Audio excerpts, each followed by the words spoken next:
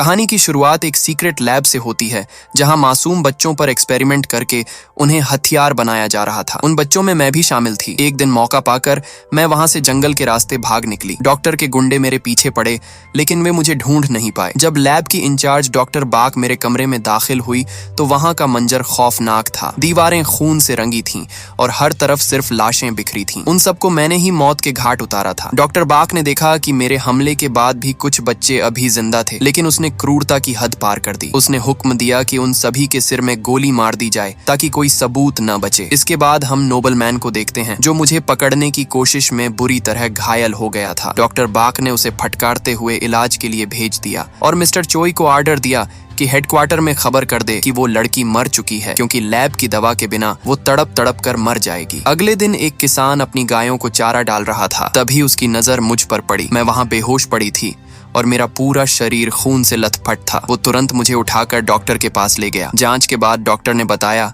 कि सिर पर लगी गहरी चोट की वजह से मेरी याददाश्त पूरी तरह जा चुकी है। मिस्टर ली और उनकी पत्नी की कोई संतान नहीं थी, इसीलिए उन्होंने मुझे गोद लेने का फैसला किया और डॉक्टर से वादा लिया कि वो मेरे मिलने की बात किसी को नहीं बताएंगे। इस हादसे के 10 साल बाद मैं अब बड़ी हो चुकी थी। पढ़ाई में मैं हमेशा टॉपर रहती थी और इसके साथ ही खेत में अपने पिता के साथ काम भी कराती थी। लेकिन हमारे हालात बिल्कुल अच्छे नहीं थे, क्योंकि गायों के दाम गिरने से भारी नुकसान हो रहा था। सबसे बुरा तो ये था कि मेरी माँ को अल्जाइमर हो गया था। उनके इलाज के लिए बहुत पैसों की जरूरत थी, जो खेती से जुटा पाना नामुमकिन लग रहा था। रात को मेरे सिर में भयानक दर्द हुआ। ऐसा लग रहा था जैसे नसें फट जाएंगी। ये मेरे अतीत में हुए एक्सपेरिमेंट का साइड इफेक्ट था, लेकिन मैंने घर में किसी को भनक तक नहीं लगने दी। उसके बाद मैंने इंटरनेट पर माँ के इलाज ढूंढे, लेकिन इलाज बहुत महंगा था। अगले दिन मैं अपनी सहेली म्योंग ही से मिली, जो मुझे बताती है कि शहर में एक टैलेंट शो हो रहा है जिसका इनाम पूरे 30 लाख रुपए है। इतनी बड़ी रकम से मेरी माँ का इलाज और घर की सारी मुसीबतें खत्म हो सकती थी। इसलिए मैंने ये टैलेंट शो ज्वाइन करने का फैसला किया और तुरंत ऑडिशन देने पहुंच गई। वहां मैंने एक गाना गाया और अपनी छिपी हुई शक्तियों का इस्तेमाल करके माइक्रोफोन को बिना छुए हवा में उठा दिया, जिससे मेरा सिलेक्शन हो गया। लेकिन शाम को टीवी पर यह देख मेरे माता पिता के होश उड़ गए। वो डर रहे थे कि कहीं मेरी शक्तियों का राज दुनिया के सामने न आ जाए। मैंने उन्हें समझाया कि इनाम जीतते ही मैं यह सब छोड़ दूंगी, लेकिन मैं गलत थी। मुझे अंदाजा भी नहीं था कि उस नेशनल टीवी पर ऑडिशन देकर मैंने अपनी जिंदगी की सबसे बड़ी गलती कर दी है। मेरा ऑडिशन डॉक्टर बाक ने भी देख लिया और मेरी छिपी शक्तियों को देखते ही वो समझ गई कि ये वही लड़की है जो बचपन में भाग गई थी। उसने तुरंत मिस्टर चोई को मुझे ढूंढने का आदेश दिया। उस रात मेरी सहेली म्योंगी मेरे घर पर ही रुकी थी, लेकिन जैसे ही मैं अपने कमरे में गई मुझे फिर से सिर दर्द होने लगा। इस बार दर्द इतना भयानक था जैसे सिर के टुकड़े हो जाएंगे। मैं इस बात से बिल्कुल बेखबर थी कि घर के बाहर अंधेरे में मिस्टर चोई खड़ा है और उसने मेरे घर का पता लगा लिया है। अगले दिन हम ऑडिशन देने के लिए ट्रेन से सियोल जा रहे थे। म्योंगी को पूरा भरोसा था कि इस बार भी मैं पक्का जीत जाऊंगी। सफर के दौरान हमारे सामने वाली सीट पर एक लड़का बैठा था जो देखने में इतना हैंडसम था कि म्योंगी देखते ही उस पर फिदा हो गई। लेकिन उस लड़के की नजरें सिर्फ मुझ पर टिकी थीं। उसने अजीब दावा किया कि मैं तुम्हें बचपन से जानता हूँ, याद करो मुझे। लेकिन मुझे कुछ भी याद नहीं आया। असल में ये वही लड़का नोबल मैन था जो 10 साल पहले मुझे पकड़ने में नाकाम रहा था। जब मुझे कुछ याद नहीं आया तो उसने अचानक मुझ पर हाथ उठाने की कोशिश की। मैं डर गई और मेरी आंखों में आंसू आ गए, लेकिन उस लड़के की आंखों में कोई डर नहीं था। लेकिन पता नहीं कैसे उसे यकीन हो गया कि मैं वही लड़की हूं, इसीलिए वो वहां से उठकर चला गया। लेकिन वो इतना पागल था कि जाते जाते उसने गुस्से में एक बेकसूर आदमी को बुरी तरह पीटा और चलती ट्रेन से नीचे फेंक दिया। जैसे तैसे मैं ऑडिशन देने पहुंची। मेरी परफॉर्मेंस इतनी अच्छी थी कि मैं तुरंत सेलेक्ट हो गई। इसके बाद जब हम बाहर निकल रहे थे तभी अचानक मेरे सिर में तेज दर्द होने लगा। मैं भागकर बाथरूम में गई। इस बार मेरी नाक से खून भी बह रहा था। मुझे डॉक्टर की कही बात याद आ गई कि मुझे एक दुर्लभ दिमागी बीमारी है। मेरे पास जिंदा रहने के लिए सिर्फ 1 या 2 महीने ही बचे थे और इसका इलाज सिर्फ डॉक्टर बाक के पास था। मैंने खून साफ किया और बाहर आ गई। टैक्सी का इंतजार करते हुए हमें कुछ ही पल हुए थे कि अचानक 2 काली गाड़ियां हमारे सामने आकर रुकी। उनमें से कई लोग निकले और हमें लिफ्ट देने की जिद करने लगे। उनका इरादा हमें किडनैप करने का था। जब म्योंगी ने मना किया तो उन्होंने हमें घेर लिया, लेकिन मौका मिलते ही हम दोनों वहां से भाग निकले। हम किसी तरह अपने होम टाउन तो पहुंच गए, लेकिन वहां काफी सन्नाटा था। बहुत देर इंतजार करने के बाद भी कोई बस नहीं आई। तभी वहां नोबल मैन अपनी गाड़ी लेकर आ गया। उसने झूठ बोला कि बस कुछ किलोमीटर दूर पंचर हो गई है और हमें लिफ्ट ऑफर की, लेकिन लेकिन ट्रेन वाले हादसे के बाद मैं उसके साथ जाने की गलती नहीं कर सकती थी। तभी उसने मुस्कुराते हुए कहा, तुम्हें जल्दी घर जाना चाहिए, तुम्हारे माता पिता बूढ़े हैं, क्या होगा अगर उन्हें कुछ हो जाए। यह धमकी सुनते ही मैं पागलों की तरह अपने घर की ओर दौड़ी। जब मैं घर पहुंची तो मैंने देखा कि मेरे माता पिता सही सलामत थे और म्योंग ही के पिता के साथ गेम खेल रहे थे। मुझे एहसास हो गया कि यह सिर्फ तूफान से पहले की शांति थी। इसी बीच हम देखते हैं कि एक वैज्ञानिक जब अपने घर लौटा तो उसने पाया कि नोबलमैन ने उसके पूरे परिवार की बेरहमी से हत्या कर दी है। जब उसने नोबलमैन से पूछा कि उसने उसके परिवार को क्यों मारा, तो नोबलमैन के साथ खड़ी लड़की ने जवाब दिया कि हमें हेडक्वार्टर से सिर्फ तुम्हें मारने का आर्डर मिला था, लेकिन उसमें कोई मजा नहीं आता। इसके साथ ही उन्होंने उस वैज्ञानिक को भी मार डाला। फिर नोबलमैन एक बॉडीगार्ड के पास गया जो अभी भी सांस ले रहा था। यहाँ हमें पता चलता है कि नोबलमैन के पास भी टेलीकाइनेसिस की शक्ति है। उसने अपनी शक्ति का इस्तेमाल करके गन को हवा में उठाया और फिर उसे तड़पाकर मार दिया। उधर कंपनी में भी खेल पलट रहा था। डॉक्टर बाक ने मिस्टर चोई को बुलाया और कहा कि अब तुम्हें आराम करना चाहिए, इसलिए छुट्टी ले लो। लेकिन मिस्टर चोई समझ गया कि डॉक्टर बाक उसे काम से निकालने की कोशिश कर रही है, क्योंकि मेरा पता मिलने के बाद अब कंपनी को मिस्टर चोई की जरूरत नहीं रही। वो अपनी नौकरी बचाने के लिए सीधे अपने बॉस के पास पहुंचा, लेकिन बॉस ने उसे एक नया और खौफनाक मिशन दिया। उस लड़की को डॉक्टर बाक के पकड़ने से पहले ही मार डालो और उसका दिमाग निकाल कर मेरे पास लाओ। अब मेरे पीछे सिर्फ डॉक्टर बाक ही नहीं बल्कि एक और मौत का सौदागर लग चुका था। इधर मैं और मेरा परिवार उस खतरे से बिल्कुल अनजान थे जो हमारे सिर पर मंडरा रहा था। रात को अचानक मुझे बहुत घबराहट होने लगी। मेरी नींद खुली और जब मैं बाहर आई तो अचानक एक आदमी ने मेरे सिर पर बंदूक तान दी। मैंने देखा कि मिस्टर चोई के आदमियों ने मेरी सहेली म्योंग ही को भी पकड़ रखा था। मैं उनके सामने गिड़गिड़ाने लगी कि तुम लोग मेरे साथ ऐसा क्यों कर रहे हो, मैं वो लड़की नहीं हूँ जिसे तुम ढूंढ रहे हो। लेकिन उनमें से एक ने अपने चेहरे के पुराने घाव दिखाते हुए कहा, ये घाव तुमने ही मुझे दिया था और अब तुम मुकर रही हो। मैं बार बार दया की भीख मांगती रही, लेकिन जैसे ही उन्होंने म्योंग ही की गर्दन पर चाकू गड़ाया मेरा सब्र टूट गया। पलक झपकते ही मैंने वहां खड़े उन सभी आदमियों को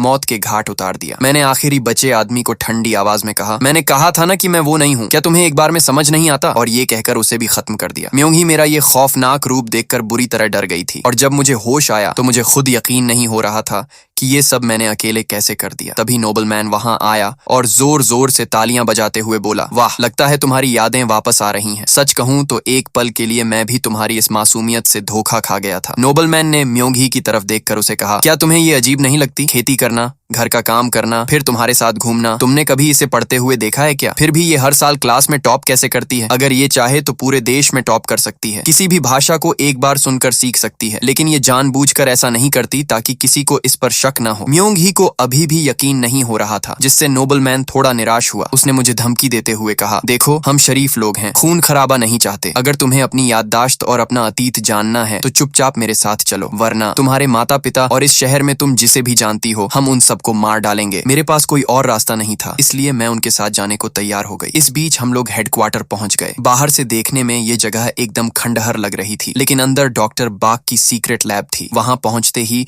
उन्होंने मुझे एक कुर्सी से कसकर बांध दिया। मैं भी जानबूझकर बंध गई और डरने का पूरा नाटक करती रही। मैं उनसे पूछती रही कि ये कौन सी जगह है, तुम लोग क्या कर रहे हो? डॉक्टर बाक ने मुझे वो इंजेक्शन दिया जिससे मुझे अपने अतीत की सारी धुंधली यादें वापस आ गईं, कि कैसे उसने मुझे बनाया था और कैसे वो हम सबको मारना चाहती थी। उसने बताया कि मेरी शक्तियां ही मेरी जान ले रही हैं और बिना इस इलाज के मेरा दिमाग फट जाएगा। तभी मेरी नाक से खून बहने लगा और मेरी हालत खराब होने लगी। तब डॉक्टर बाक ने मुझे वो नीला इंजेक्शन लगाया और बताया कि ये मेरी तरफ से एक गिफ्ट है। दवाई अंदर जाते ही मेरा सारा दर्द चुटकियों में गायब हो गया और मुझे ऐसी ताकत महसूस हुई जो पहले कभी नहीं हुई थी। डॉक्टर बाक ने बताया कि जिंदा रहने के लिए तुम्हें हर महीने ये इंजेक्शन लेना होगा, वरना तुम्हारा सर फट जाएगा और तुम मर जाओगी। उसे लगा कि अब मैं उसकी मुट्ठी में हूँ, लेकिन तभी कोने में खड़े नोबलमैन को शक हो गया। वो समझ गया कि कुछ तो गड़बड़ है। उसे एहसास हुआ कि मुझे यहाँ पकड़कर नहीं लाया गया, बल्कि मैं खुद अपनी मर्जी से यहाँ आई हूँ ताकि मुझे वो इलाज मिल सके। जब डॉक्टर बाक ने मुझसे पूछा, तुम्हें मेरा गिफ्ट कैसा लगा, लेकिन तभी मैं अपना असली रूप दिखाती हूँ और मैंने मुस्कुराते हुए कहा, सच कहूँ तो यह मेरी सोच से भी बेहतर है। और अगले ही पल मैंने वहां खड़े गार्ड को एक ही झटके में जान से मार दिया। मेरा यह रूप देखकर डॉक्टर बाक समझ गई कि उसने मुझे दवाई देकर बहुत बड़ी गलती कर दी है। उसने तुरंत कमरे में जहरीली गैस छोड़ने का ऑर्डर दिया, लेकिन जब धुआं हटा तो मैं वहां थी ही नहीं। मैं छत तोड़कर सीधा कंट्रोल रूम पहुंची और वहां के सारे गार्ड्स को मार गिराया। मैंने डॉक्टर बाग पर गन तानी और उसे बताया, तुम्हें क्या लगा, मैं तुम्हें भूल गई। एक भी दिन ऐसा नहीं बीता जब मुझे वो दिन याद न आया हो जब तुमने मुझे मारने की कोशिश की थी। मैंने उसे समझाया कि मुझे पता था मेरा वक्त खत्म हो रहा है और तुम्हें ढूंढना मुश्किल था, इसलिए मैंने अपनी पूरी प्लानिंग बदल दी। मैंने याददाश्त खोने का नाटक किया और जानबूझकर टीवी पर ऑडिशन दिया ताकि तुम लोग खुद चलकर मेरे पास आओ। मुझे बस वो इंजेक्शन चाहिए था। फिर मैंने डॉक्टर बाग के पैर में गोली मारी और पूछा, अब बता दवाई का फार्मूला कहाँ है। उधर बाहर नोबलमैन और मिस्टर चोई के आदमियों के बीच गोलीबारी शुरू हो गई थी। मैं डॉक्टर बाग को घसीट कर ले जा रही थी कि तभी नोबलमैन वहां आ गया और उसने मुझ पर जोरदार हमला किया, लेकिन मुझे रत्ती भर भी दर्द नहीं हुआ। मैंने उसे कहा, मुझे तुम्हें उसी दिन मार देना चाहिए था। उसके बाद वो मुझ पर टूट पड़ा, लेकिन सच कहूं वो मेरे सामने कुछ भी नहीं था। मैंने उसे जमीन पर पटका और कहा, तू तब भी कमजोर था और आज भी कमजोर है। नोबलमैन को गुस्सा आया, उसने पूरी ताकत लगाई, लेकिन मैंने उसे बुरी तरह पीटा। मैं उसे बार बार थप्पड़ मार रही थी, यह एहसास दिलाने के लिए